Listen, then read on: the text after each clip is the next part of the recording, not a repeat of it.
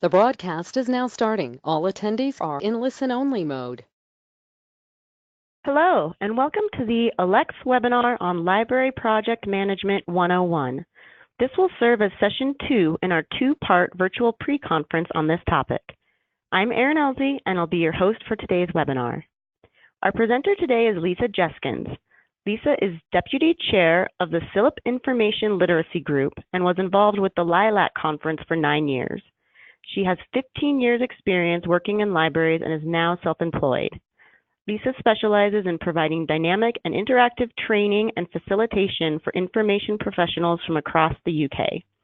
She has trained staff from the British Library, the Bodleian Libraries at Oxford University, the University of Nottingham, the University of Manchester, and Lancaster University, amongst others. Lisa trains on a wide range of subjects, including negotiating and influencing, project management, team building, moving into management, and training the trainer. Lisa brings much expertise to today's topic, and we're fortunate to have her with us. A few logistics for today's presentation. All attendees are muted to prevent background noise, and we do not have interactive chat capabilities. You may, however, comment on today's presentation using Twitter. The hashtag is ALCTS19, which you can also see up there on the left top of your screen right now. We do not monitor the Twitter feed though, so if you have questions for Lisa, please type them into the question box on your GoToWebinar screen. We will have time for questions at the end of the presentation, but you can also answer your question at any time throughout the webinar. If we do not get to your question, our presenters kindly agreed to answer remaining questions in writing, which will be sent out to all attendees afterwards.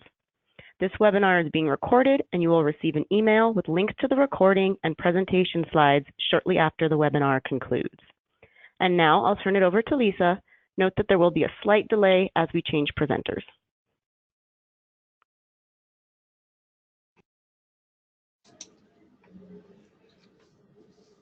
Good afternoon, everybody, and welcome back to those of you that were here yesterday. Thank you so much for attending yesterday and asking such great questions. As I'm hoping you've seen, I sent Megan the links to the change and resilience resources I mentioned yesterday, and I also added a little bit more detail for some of the questions that we had, and I'm hoping those will be useful. So as I mentioned yesterday, I'm going to talk about the different roles that there are within a project management team and thinking about their requirements. And we're going to discuss stakeholders, how we can manage them. And we're also going to have a think about tools and technologies that might be useful to your project management methodologies. So let's have a think about what we're talking about. So to start off, I thought we'd have a think about a simple project team. Project teams can be made up of a variety of different ways depending on the complexity of the project. And so very simply, we might think about a project manager, a project worker, and a project sponsor. Now, sometimes simple projects might even be talking about those three roles as the same person. Particularly if it's incredibly simple project that just somebody in your department is doing. But when we're thinking about more complicated projects, we have a slightly broader remit when we're thinking about this. So,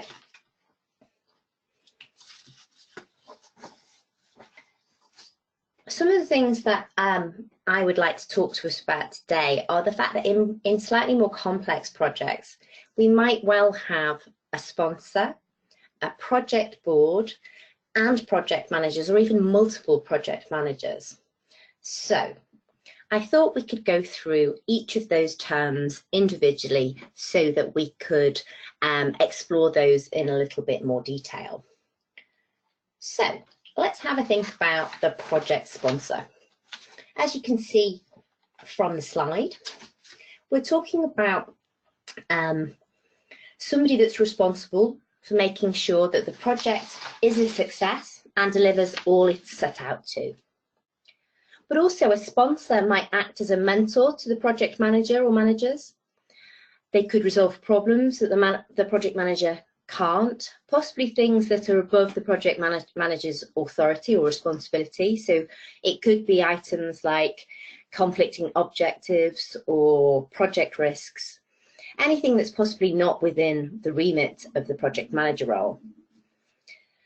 They should also ensure that a project has sufficient resources to run and be able to secure additional funding or financial resources for a project should it prove necessary.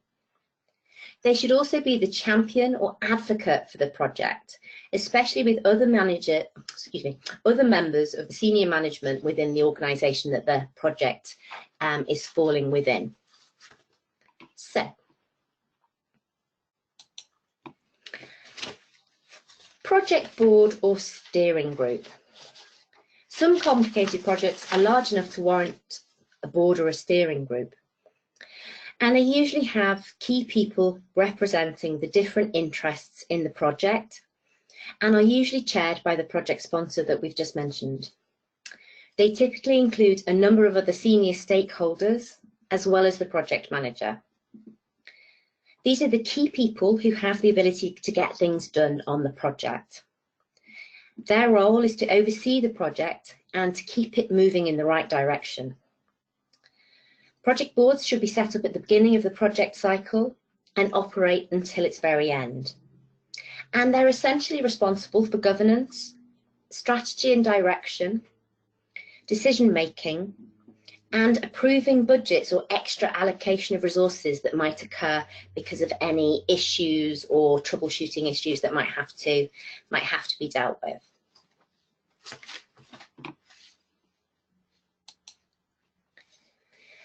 We also have a project manager.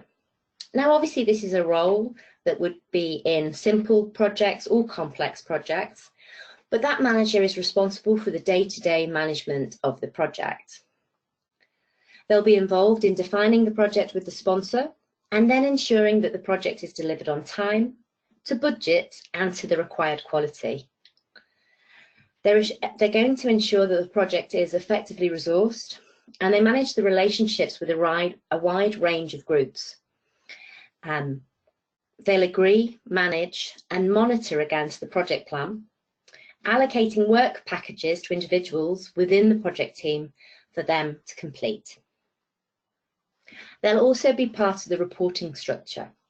So they will report to the sponsor and project board at agreed intervals and will keep records and logs of the project's risks, issues, progress and achievements.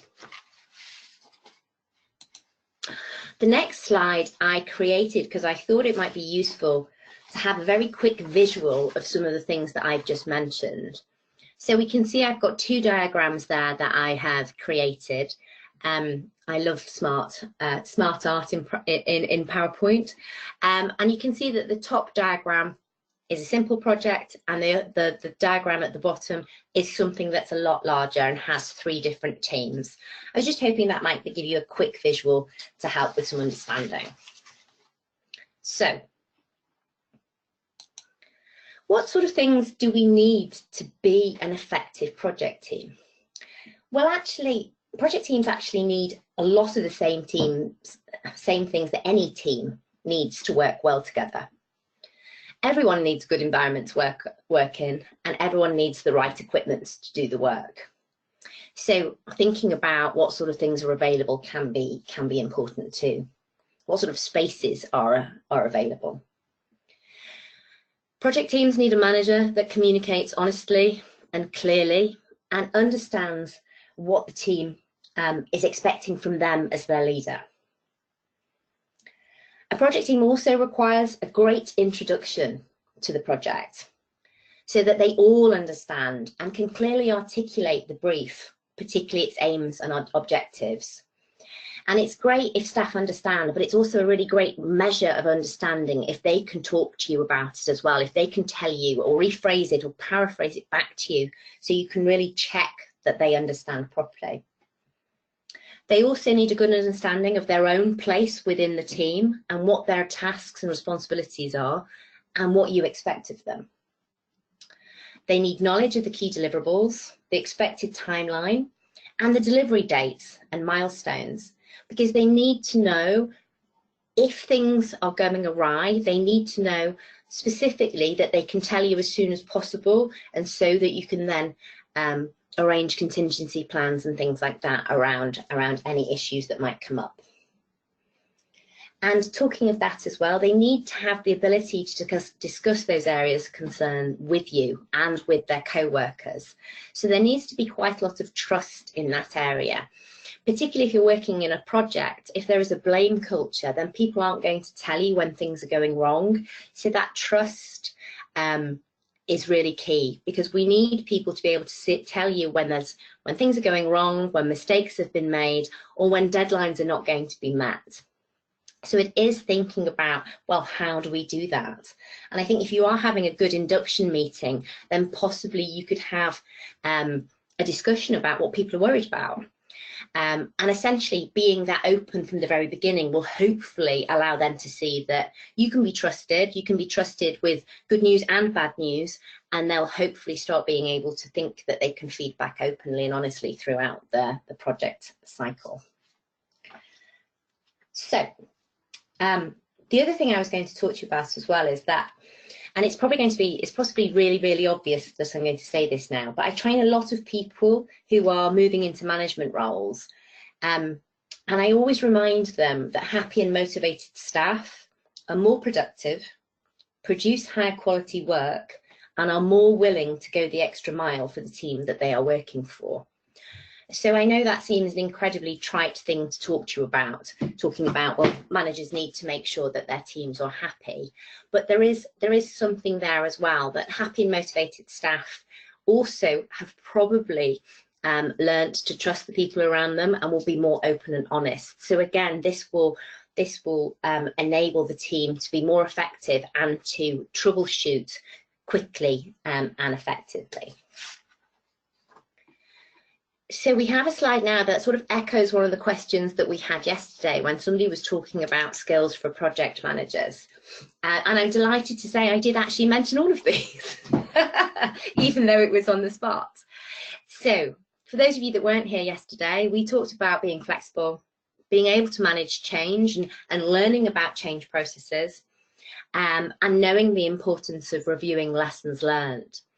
Now, one of the things I thought would be really interesting to expand on in this particular section, because obviously this was one of the questions we had yesterday, was I wanted to think a little bit about strategic thinking and your influence.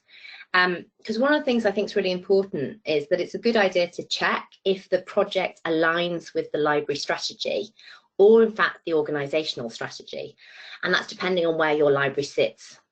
If you think about the fact that it's particularly important if your library is the library of a specific body or unit or organisation. So, for example, is your library the university library or a health library? And one of the reasons I want to talk to you about that is because it's really important to get buy-in when you're operating projects. And to get buy-in, you have to make your value to your organisation completely transparent. So does your library or service strategy underpin the organisation's strategy? Can they easily see how you support them to reach their goals and objectives? And is it easy to see how this particular project will help them to do their job? So that's really getting to the nitty-gritty of how you can show value. My friend Amanda Stern is a strategy consultant and trainer here in the UK. And she says that you need to be thinking about Dr. Evil and Mini-Me. So for example, if I am talking about a university and a university library, Amanda would say that the university strategy is Dr. Evil and that the library strategy should be Mini-Me. And if that's the case, then the project should be Minier Me, if you see what I'm saying. The mirroring of those strategies should be really apparent when you're thinking about influence and getting buy-in for your project, and in fact for strategies for your library as well. So if those are the skills that we're thinking about, what are the responsibilities? I'm hoping to give you about a minute just to have a quick read of this slide, and then I'll expand on what I'm talking about.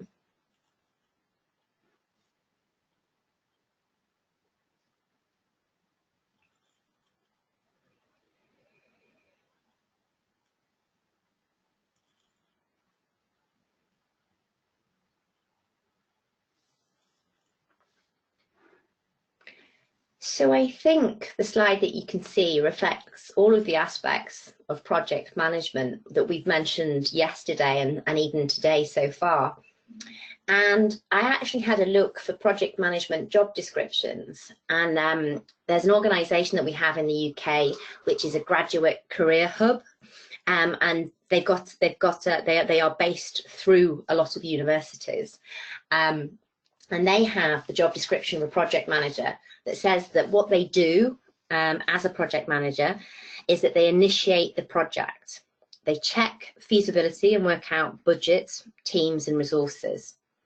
They carry out the planning, including goal setting and objective setting, defining roles, producing schedules and timelines for tasks.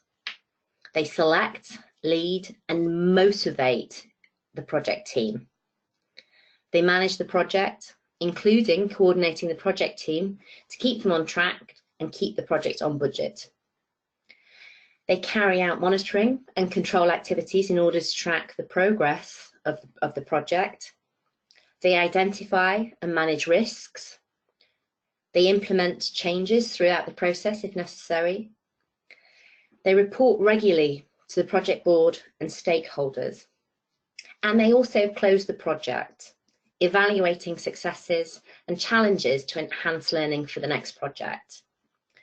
And one of the things that I thought was really interesting was the fact that resonated with me, and I feel reflects the project cycle that we were talking about yesterday. And I think that job description, so a real life job description that I found, reflects the responsibilities that I've spoken about on this slide as well. So it is very much about making sure the team's fully informed, making sure there's positive feedback and support, making sure you're available for people, and that very important reporting. And I think as well, having this particular diagram is quite useful as well, because it shows you the expectations on both sides. And I think one of the things we need to think as project managers is that we might have expectations from our teams, but they will have expectations from us as well. And I think it's good to be very aware of that and to be very open and honest about that, so that everybody can hopefully meet those expectations. So let's move on to having a think about stakeholders. Yeah, and I am very sorry about my image here. I desperately wanted to have a picture of Buffy holding a steak for this slide, but unfortunately I couldn't find a copyright-free image. So it literally is just a picture of a steak. So what are we talking about when we're thinking about stakeholders? Well, essentially they're the people who are affected by our project. They have a stake in it, either because they use the service that you're introducing, or because it affects their main demographic, or because some of their resources will be used in the project. And it's really important to identify stakeholders, because actually having their buy-in can also contribute to the success of your project. So, how do we identify them?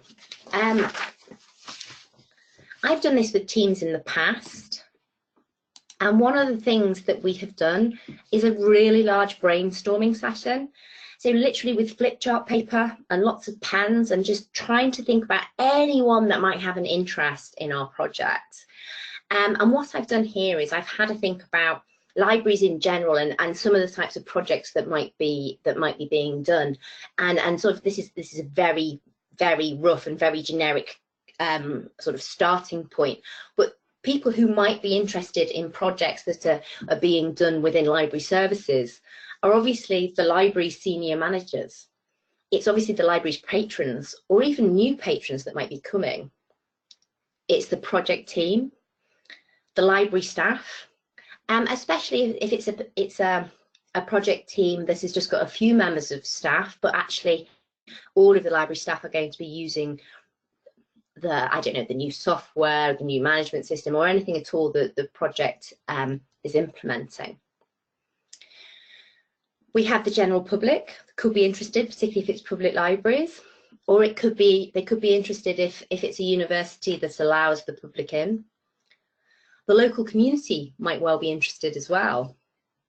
Local schools and colleges, the local government, your suppliers, book suppliers, e-resources, even your LMS suppliers might be interested depending on what the project is. Generally, the library and information community might be interested, especially if there's innovation involved, and they might be able to get some really great best practice from you. The American Library Association might be interested.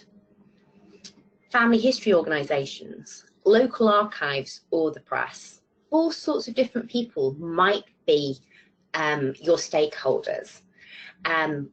So it's really important to have a think about who they are.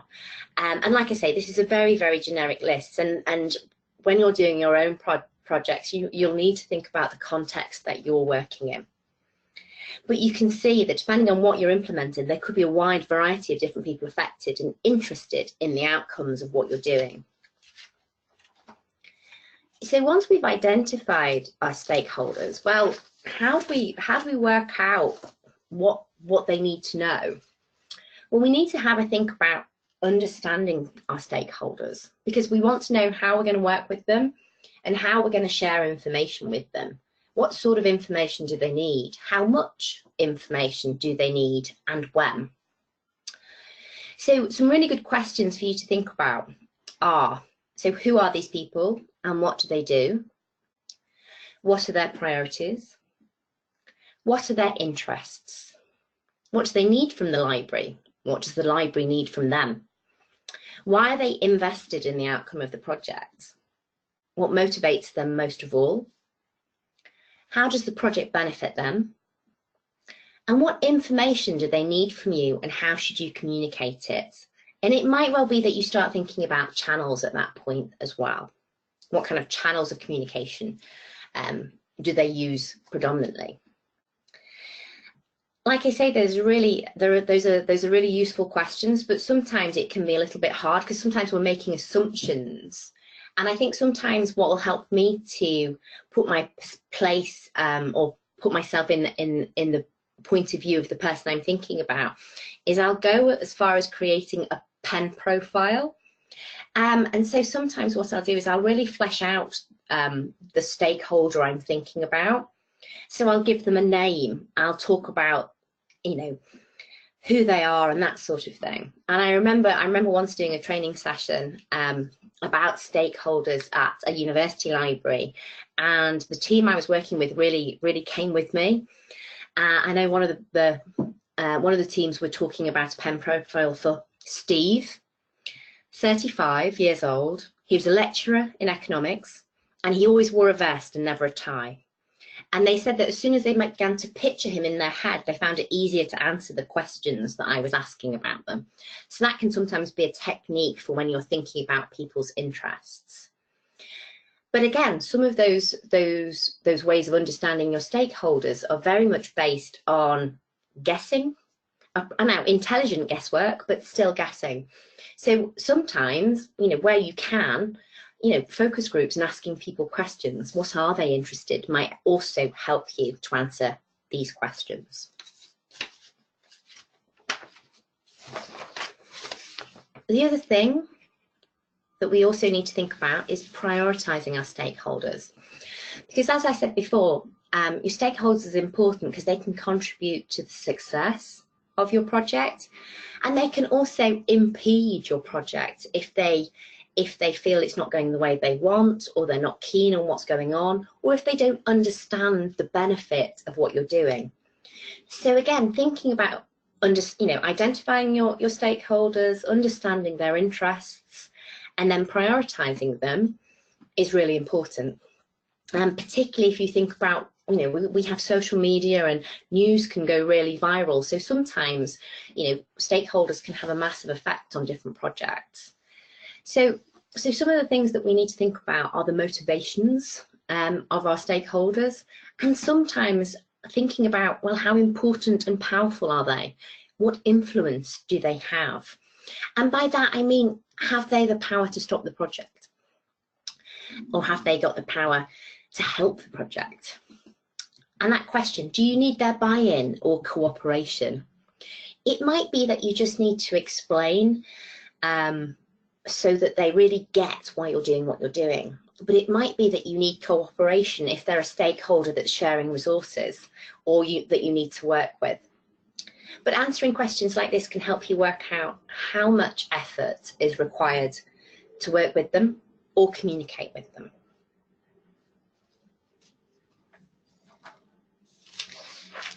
Okay, we've talked about people a lot today. And so I'd like to move over to some tools and technologies. But to start with, I'd quite like us to think about people and the use of technology for our projects. So the first way I'd like us to think about using technology for projects is to think about the communication. So depending on where the project team or teams are located, if you're dispersed or distributed, or even if you're working in a very fast-paced project, you'll need to consider how you communicate. And luckily these days we have an entire raft of options that we can choose from. I imagine that a lot of project management communication is done by email. I think the majority of us working in offices in the Western world are using email to communicate every day. But we also have other things that we can do. And I've popped Skype down on the slide just because that's an example that I think we all understand, but obviously other voice over IP options are available. And I know I've used various different tools. We could even use something like we're using right now, like GoToWebinar, to communicate at a distance. And I've used something else, I know I've used Zoom as well, which is quite a nice one to use as well.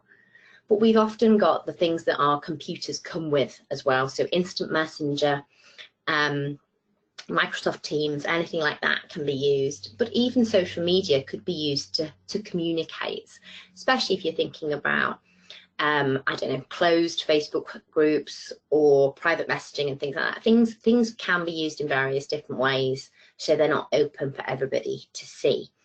But we can use technology to communicate in a variety of different ways. But we can also use it to help us with the processes. And I know that yesterday I mentioned Gantt charts a lot. And so I just wanted to show you a couple of simple examples so that you can see what I'm talking about. So these are just two that I've created in Microsoft Word. Now, the majority of people wouldn't use Word to create a Gantt chart, but for example purposes, it's a really easy way of showing you what I'm talking about. I would also like to point out that this list of activities for Christmas present buying doesn't usually actually start until I'm actually in December, but this is my ideal situation so that there's no panic involved. One of the things I really like is being able to see is being able to color code, being able to see things at a glance. And I think that's one of the beauties of having these visual timelines created when you're doing more complicated projects. Like I said, this is Microsoft Word. The majority of people use Excel spreadsheets to create their Gantt charts because that gives you a lot more functionality than a simple Word table would do. But also there's a lot of project management software out there, and a lot of them would have timeline and scheduling tools involved in that software as well. The other things that we can use are shared calendars, and like I say, Excel. even if you had a relatively simple project, it might be useful to produce a Gantt chart using Excel and to use shared calendars like Outlook to be able to assign tasks or even just to block project work time out together. The other thing that we might want to do is use tools that enable us to work collaboratively. And there's a lot of these out there as well. I've named a few for you there as well. So there's Trello, Slack, Google Docs, Microsoft Teams, and I know that some people have Yammer and all sorts of other different tools available in their organizations. We've also got various different tools that we can use for sharing information. So again, we've got things like Google Drive, Evernote, OneDrive, all sorts of different things that we might be able to use so that we can share information easily, particularly those where we might be using files that are quite large. There's also various different things that we can use for assigning tasks. So we have Wunderlist, Todoist, and Trello can do that as well. So we're talking about, I know Trello and Slack are relatively similar, and they both allow you to work collaboratively on documents, share files, and they can help you to assign tasks to different people as well. The other thing that I would say is these are all tools that we can use individually or in conjunction. But actually, there'll be some project management tools out there that you can buy or subscribe to that can do all of this in one piece of software. And again, I'm sure they do them to varying degrees of success. One of the things that it has to be said, I've not used a specific bespoke project management tool that does all of these things. I have just used various different individual tools in conjunction. I just wanted to explain a little bit more about some of the functionality of one in particular, which is Trello. And you can use Trello in a very simple way or a quite complicated way. So one of the things that you could use Trello for is just simply individually for your own to-do list. So the idea behind Trello is actually from Kanban. So very much about sort of replicating the idea of how IT teams and computer software developers would use a whiteboard with post-it notes on it so that they could then move them around. So this is my example of my low-tech. This is my low-tech version of what I'm talking about. One of the things that I find really interesting is the fact that Trello attempts to replicate this electronically. So some of the things that it can do, you can add cards and you can move board. This is an example of a board that I created, and you can see it's actually replicating some of the things that were on the last slide. And the other thing that you can see is that I have managed to put deadlines on some of these, and I can also move items from one card or post-it note to another. And the other thing that's quite useful is it will also do a summary of all of the different activity. So if you have lots of different members of a Trello board, so your project team, you can see where they're up to and what things have been completed. And this is also where you would be able to assign different tasks to different people depending on how many members you had added to your Trello board. The image at the bottom is just a sample board that I've taken a screenshot of. One of the things that I do like about Trello is it's free to use, and they have a lot of examples that you can have a look at beforehand. It's pretty intuitive though. It's not a complicated piece of software. So that is something that might be quite useful. The other thing as well is I know that some people are able to do this. I know that some graphic designers and people and software designers use this because they can also track the time spent doing things as well. So it has got quite a lot of functionality for something that can also be used very simply as a to-do list. So I've added the slide from yesterday just as a reminder. I'm not going to go through all of those again. Should anyone have any questions about this last slide, then please do write those on the question board, and we'll get to those in the when I'm answering questions. I'm hoping that this very basic introduction to project management has been useful and is something that you can see where you can take some of the practical examples with you and use on a small scale or on a larger scale. It's even stuff that you could use on a day-to-day basis just as time management for your own tasks, actually. I think that's one of the nice things about some of the project management methodologies that I've read about, is that you can cherry pick those bits that are going to be useful for your routines. And the other thing I'd say about software, by the way, and if you are using different technologies, is I'd have an audit of what the project team is using already, because it's much easier for people to keep on using the stuff that they're already using.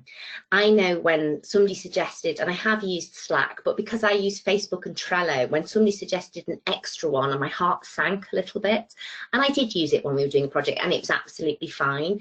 But for my own workflow and for me to be able to see things really easily, it's much better to be using something that people are opening already and going into every day. So as part of those introductory meetings with your project team, it might well be useful to have a look at what software they use already. What do you already have on your organization's I was going to say computer image and things like that. What sorts of things do people use daily already, so that when you are introducing software for project management, it's not a big shock, or it's not something that has to jar everything or stop the flow of their work. The other thing that I've got, again, like I did yesterday, is I have a reference list for you. And again, there's an article from a website called Mind Tools. I find Mind Tools incredibly useful for all sorts of different ideas about how to get information from my team, from stakeholders, about all sorts of different organizational tools and techniques that you can use. So that particular one is about stakeholder analysis, but it's got Mind Tools has got all sorts of different uses that you might find interesting. So Erin, is it okay if we start thinking about questions right now? Absolutely. So as Lisa had mentioned a few minutes ago, if you want to go ahead and enter questions in the question box, whether they're about that list of terms or anything else we've gone over today or even yesterday. And as a reminder from yesterday, we do not use the hand raising function in these webinars, so make sure that you do enter your questions into that question box and we'll get to them. So the first one that we have, Lisa, refers to the technology that you just spoke of. Yeah. And we have someone who says that they're at an institution that tries to use Trello, but they have a few stalwarts who don't like it. So when these people are on a project, we can't use it. Do you have any suggestions for getting project workers on board with a technology they may not like? It is really difficult, and I suppose in some ways that's why I was talking about finding out what people are using already. My first thing would be to sit down with them and to talk about their concerns about Trello, and seeing, what it is about the tool that they're not keen on. Because sometimes it's just because it's different. Because I know, as people, we're not massively fond of change generally, and so if it's something new, we worry about whether we will be able to use it.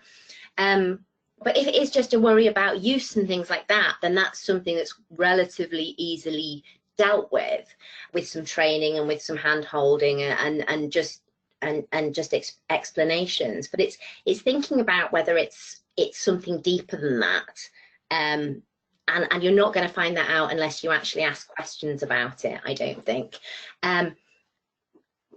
The other thing as well, asking the questions, finding out about those concerns is really useful, but also thinking about ways of advertising the benefits from it. And I think sometimes those stalwarts can sometimes think, oh, is this because so-and-so says that we've got to use it? And that particular manager thinks it's fantastic, so now we've all got to use this particular piece of software.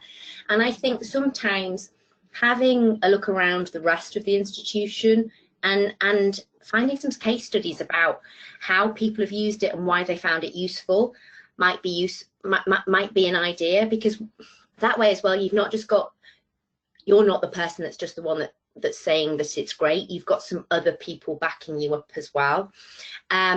But the other thing as well is, one of the questions might be, well, what would help? What would help you to use this? It is a tricky one, and there's no one easy answer for it, I'm afraid. Great, thank you. So we have a similar question, but this time we're talking about stakeholders instead of the project team. And what are some strategies for getting stakeholder buy-in for those who consistently push back or don't agree with directives? Oh, interesting.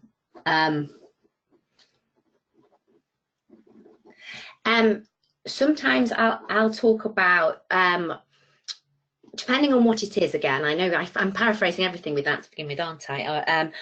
But depending on what it is, it might well be that you can ask the question, so what happens if we don't do this? What happens if we carry on with the status quo, or we carry on as we are? Because it might well be then that you can talk about, well, it's just not sustainable, or we don't have the capacity to carry on as we are, so something needs to change. And one of the things that I think sometimes with buy-in and directives, logic does win through occasionally, in that, particularly if you've got some quite strong arguments about why it's really important that you do something, then hopefully you can win them over. But one of the things I would say as well is when you're doing the planning stages, even before you've identified people, it's almost like make sure you have some really robust arguments as to why it's a good thing to do. Because actually, I think if the project team are the people that are living it, they need to know why it's a really good thing to do as well. So having those robust arguments to start with about almost like why it's almost imperative that we do this thing, will help with that buy-in. And then all of your project team are actually advocates and champions that can work with the stakeholders that are sometimes those that don't really like to buy into directives from on high. There is the other thing as well, is that occasionally, particularly if some of your stakeholders are the people that I think we're talking about, every now and again, we might need to think about, there's nothing I can do right now that's going to make this person agree with me. And sometimes it's thinking about, well, how do we minimize that risk, or mitigate against that risk, and think about my return on investment. If I spend a really long time trying to get this person to buy in with what we're doing, might I neglect some of the people that are already almost there with us that would actually do more for us as stakeholders? So that's kind of a bit of a two-faceted answer there. Sort of like, ways of trying to get them over, and then almost and at one point thinking, well, actually now it's time to stop. We need to think about this slightly differently. How do I minimize against their impact? Okay, great. That's really helpful. Thank you. And then sticking on the subject of stakeholders, our next question is, can the project be changed as new stakeholders come in with new requirements? Oh, that is really interesting. And I've got a twofold answer again, actually, Erin. Sorry. I think it depends on what it is again. I think that anything that's to do with developing, I'm going to say software, but it doesn't have to be software. It could be software, it could be developments to your LMS, it could be absolutely anything that's got any kind of web-facing aspect to it. Then I think that yes, it can. But one of the things I would say is that you would have to be quite careful about recontracting. So recontracting is a bit of a coaching word that I would use, actually. So what I mean is you'd have to think about the impact of that and what that might mean for the project plan. So it might be that the project plan then has to change, or it might well be that is actually a second project, and that the new stakeholders that come in, that has to be dealt with when this particular project has finished, and then we deal with the new project. So I think it depends on what it is and what is the most feasible way of dealing with new stakeholders coming in. All right, thank you. The next one is returning to talk about the tools. So once you commit to a project management tool and implement it, how do you suggest keeping buy-in? Or if you can't keep buy-in, would it make sense to change to the tool? I think if nobody's using it, it might have to be. It depends how large a number of people aren't using it. If it's not helping, then it might be that you go back to email and Excel and just see how that goes for a little bit. Because again, it's in that situation, if you've paid money for a project management tool, then you're going to have to, well, probably, you can tell I've worked in public sector for a long time, we would then have to just use whatever we had on hand that was freely available. So if that many people weren't using it, and it was because there were some real issues with it, for example, so it wasn't fit for our purposes, or it wasn't doing the right job, then we might have to, actually we need to cut our losses, and we need to think about, what else we're going to do. And again, I think that's part of the issue about thinking about, well, what are people using right now? And almost like, what expertise do you have in the project team around project management tools? What do people already use, and what do they like, and what do they find easy to use? So if that's part of the beginning, the starting points of your project and your project planning, then again, it's about mitigating that risk, or minimizing the risk later on of having something that nobody uses. All right, thank you. And sticking with tools, another question came in about Trello. Can all project workers see what others are working on when using Trello? And if yes, do you find this helpful? It depends how you've added them, as far as I'm aware. Because at that particular level on the Trello board, it's very much almost like a public board. In fact, you can actually share it with everybody, which, don't get me wrong, I'm not advocating that as in sharing it with the general public, but everybody that's a member can see what's going on. So in that situation, it's really useful, because you can see when tasks have been done and when tasks can been used. And you can also add and attach different files to all of the different cards and things like that. So you can say a Word document or an Excel spreadsheet or things like that. So in that way, it's really, really useful. You won't necessarily be able to see the minutiae of what they've done. It's not quite that segregated, I don't think. All right, thank you. And next one, can you talk a bit about managing multiple projects in a single department in a library? Would that require a separate project team? Hang on a second. Could you repeat the question for me? Yeah, managing multiple projects in a single department within the library. Do you think that requires forming a separate project team, or does that just stay in the workflow of the department?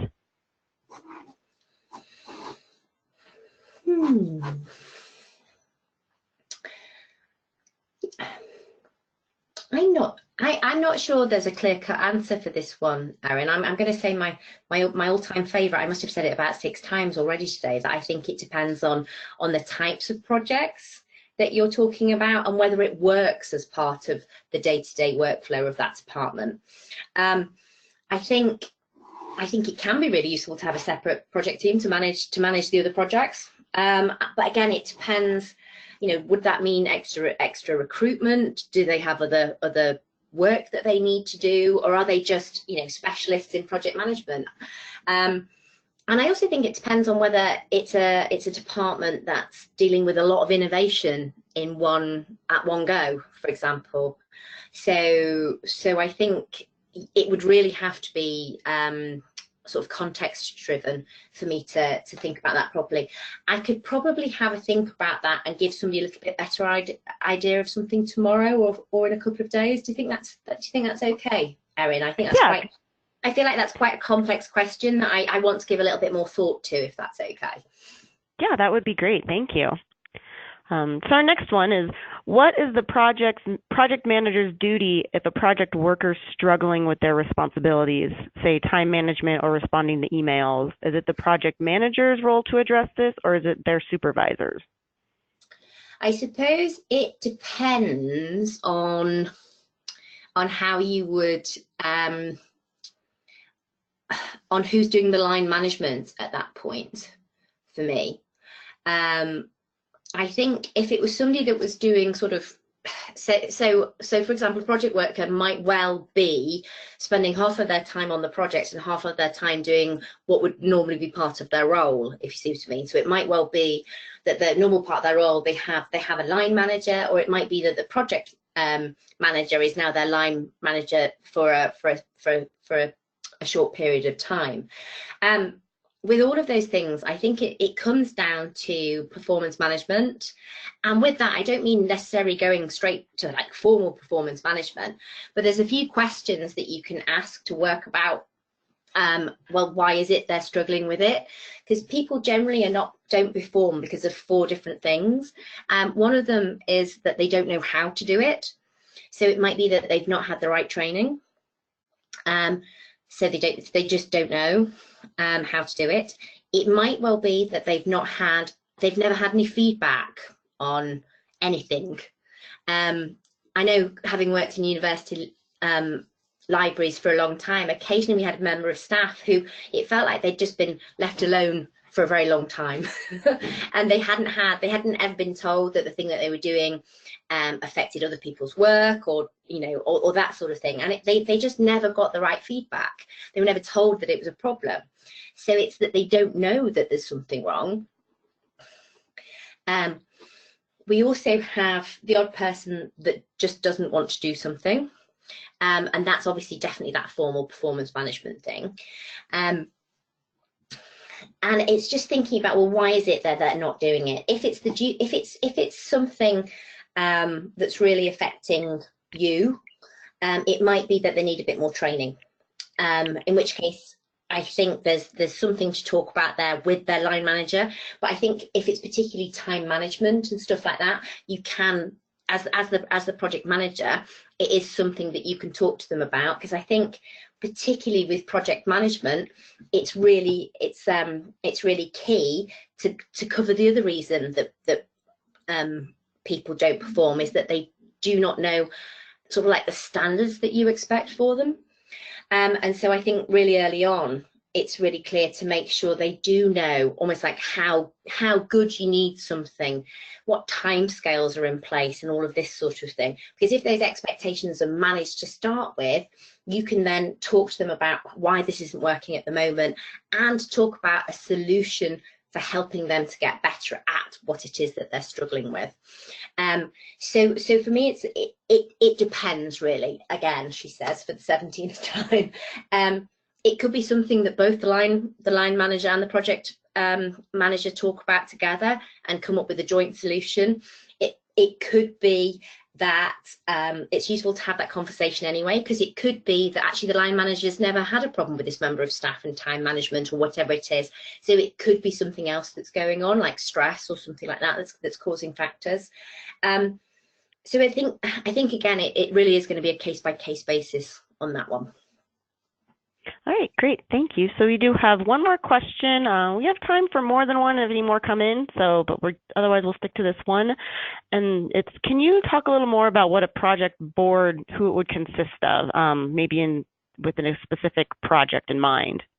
Does it have to be upper level management, or can it consist of workers at all levels in the library? I think it can consist of all levels of the library, particularly if it's a project that's going to affect those people.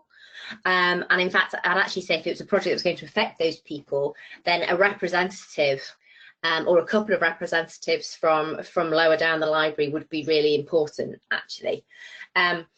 There's a couple of things that I'd like to talk about here as well, is that actually Prince2 talks about a project board in a very specific way, and they have their own definitions of who should be under that. But I think that's it's very rigid and very structured.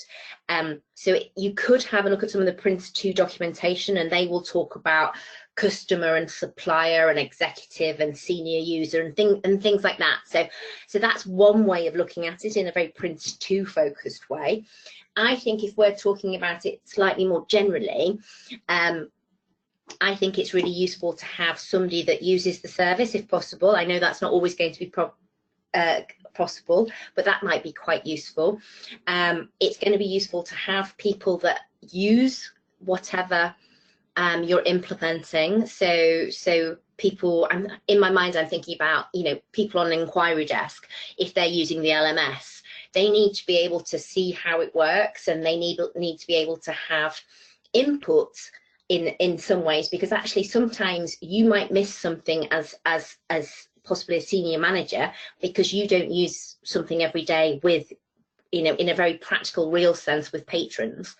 So I think having representatives from the senior leadership team, because you need their approval, and sometimes you need them to do some of the decision making and budget approval stuff, and making sure you've got your project sponsor and your project managers on there is absolutely vital. But again, it's having a look at your project that you're doing, and who is it you've decided are your stakeholders, who has a vested interest, who is going to be using this every day, either as a member of your staff in the library or as one of your users, so your student or your patron or that sort of thing. And having that sort of thing would be useful, I think. All right, great. Thank you, Lisa. That was very helpful. So that's going to wrap up our time for questions for today. And once again, I want to thank you all for joining us. This will conclude today's webinar. You will soon receive a short online evaluation form via email. So if you could please take a few minutes to respond to the questions. Your comments are very valuable and do help ALCTS plan future events. The email will also include links to today's slides and recording. And you will also have the opportunity to receive a certificate of attendance. You'll find that information in the same email.